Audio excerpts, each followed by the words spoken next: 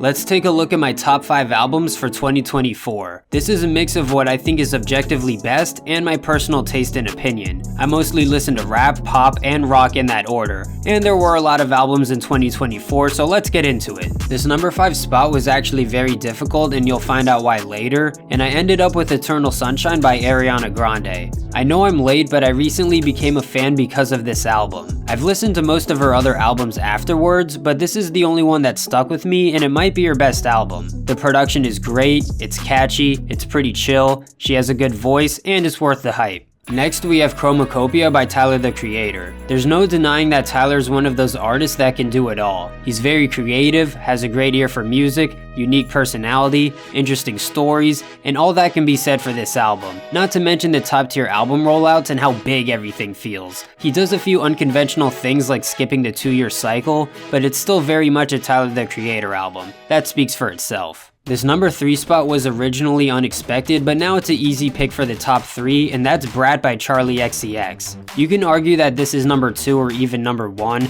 but it comes down to personal preference. All of these albums are amazing. That being said, Brat is kind of pop perfection. It can be very electronic with a crazy energy, or have simple pop bangers. Not to mention the deluxe and full album remix with crazy features. She went all out on this album in Rollout, and I appreciate it. We need more of this in the mainstream. It was hard deciding which pop album was better, but I went with Hit Me Hard and Soft by Billie Eilish. I think Brat is just as good or maybe even a bit better, but man, this album is such a vibe. Each song flows into each other so well. It's a smooth experience. I also prefer the more chill, laid-back vibe, then throw in the amazing production, interesting musical decisions, and Billie's overall it factor that makes her unique.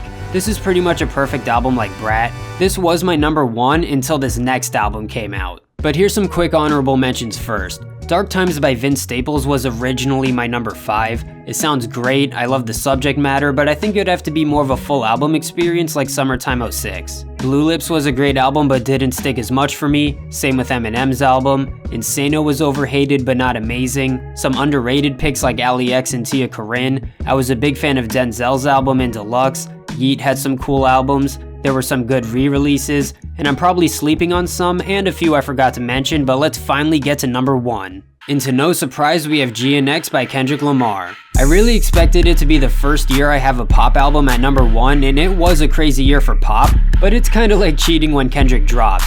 Kendrick has proved he has a great ear for music and production, but his lyricism, presentation, and storytelling is on another level. It's songs like these that 99% of pop music can't compete with, in my opinion. There's no skips, and with every album, I think Kendrick is proving why he might be the greatest artist of all time.